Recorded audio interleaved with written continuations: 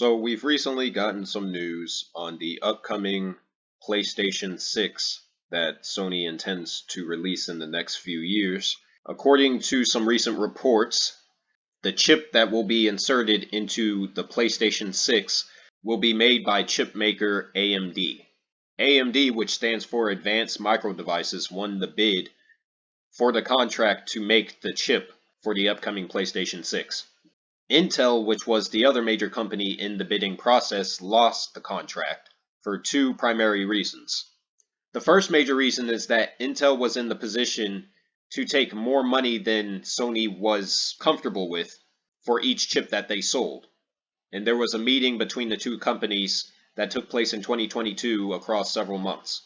This included the CEOs as well as engineers and executives, multiple employees from both Sony and Intel.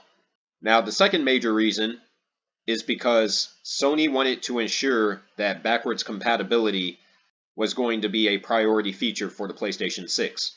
And since AMD had already made the chip for the PlayStation 5, it would have been easier for Sony to just go with them again in order to ensure that backwards compatibility is going to be a selling point for the PlayStation 6. Now, this backwards compatibility thing with the PlayStation 6, it's important to note that this is only really going to take PlayStation 5 games into account. The console is likely not going to be backwards compatible with PlayStation 4 games or any previous iterations of the PlayStation brand consoles, which would include the PlayStation 1, PlayStation 2, PlayStation 3, what have you. It's also important to note that this generation has been different for a variety of reasons, but the main thing to note with Sony and the PlayStation brand in particular is that Sony has started to prioritize the PC platform, releasing nearly all of their major AAA first-party exclusives on PC, which would include games such as Horizon Zero Dawn, Horizon Forbidden West, God of War Ragnarok, Ratchet & Clank Rift Apart, Returnal, Ghost of Tsushima, Days Gone, The Last of Us Part 1, Marvel Spider-Man Miles Morales, and this also includes games from third-party studios that had temporary exclusivity deals with Sony to release their games on PlayStation, and only PlayStation, that have now also come to PC. And this would include games such as Final Fantasy VII Remake and Final Fantasy XVI. So the purpose of owning a PlayStation has diminished greatly this console generation compared to any previous gaming generation. And with the announcement of the PlayStation 5 Pro, with its absurdly high, ridiculous price point, lack of compelling software, and diminishing returns for what comes in the box, with numerous memes making fun of the system and Sony in general, and dozens of polls from gamers from all over, overwhelmingly voting that they're not going to support the system in any way, shape, or form, it does present Sony with a greater challenge to prove to consumers that the inevitable PlayStation 6 will have any sort of relevancy in the industry. I myself have not seen a greater number of players advocating for the PC platform as strongly as I have since the PlayStation 5 Pro's announcement. Now, some may be wondering exactly when the PlayStation 6 is actually going to be released, and we do have a strong idea of when that will be. Back in November of 2022, there was some court documents that were leaked that basically pointed to a 2027 or a 2028 release year for the PlayStation 6. And these were documents by Sony. Personally, I think it's going to be 2027 because gaming generations typically last 7 years. I don't see Sony dragging out the PlayStation 5 through 2028. I think it's going to be 2027 that the PlayStation 6 will be released. And if the console is released in 2027, it's going to be around the holiday season. So it'll likely have like a November release date that year. And that basically gives this generation another 3 years in its life cycle. Now, another thing I want to point out here is that PlayStation Studios, which was rebranded as PlayStation Studios in 2020, is in charge of 21, I believe the number is 21, different studios. But there's really only a handful of these studios that actually matter.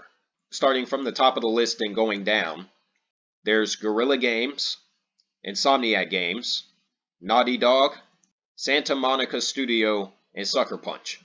Now, you could also add on Nixxes, which was acquired back in 2021, as Nixxes is often tasked with porting over some of Sony's first-party exclusive games to PC.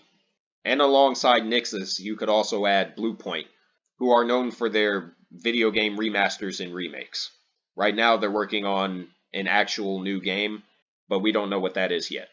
But those are basically the big five from PlayStation Studios: Guerrilla Games, Insomniac Games, Naughty Dog, Santa Monica Studio, and Sucker Punch.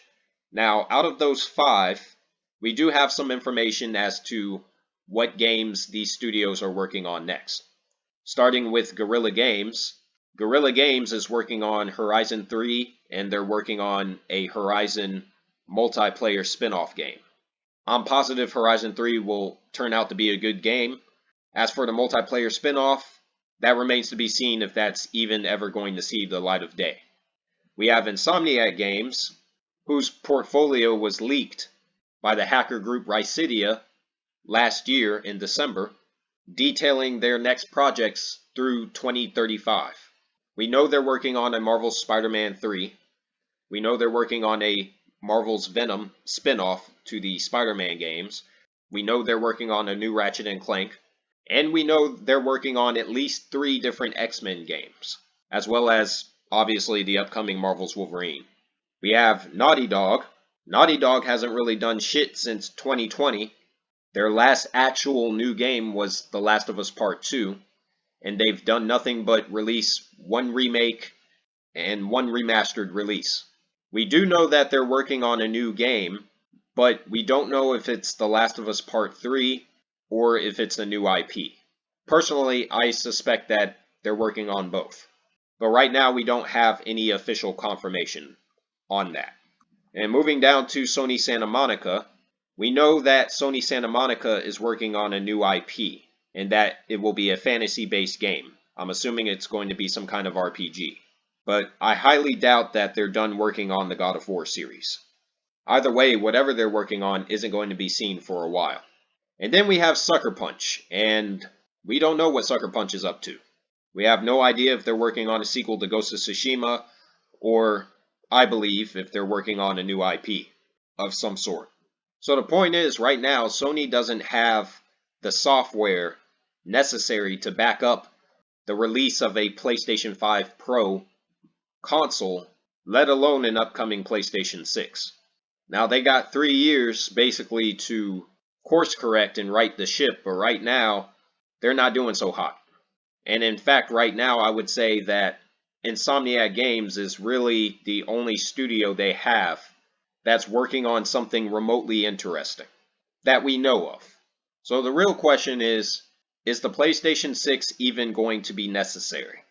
Right now, the clear answer for that is no. But will that be the case in the next 3 to 4 years? I'm sure we'll get a more definitive answer after April of next year.